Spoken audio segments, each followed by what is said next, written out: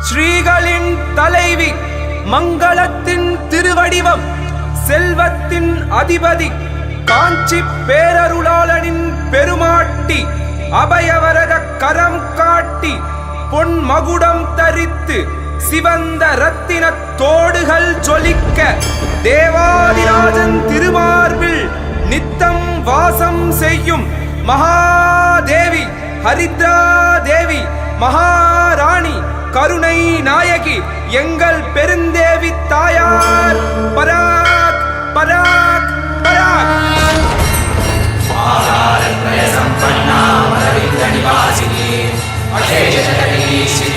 वंदे वरदवल्लभा।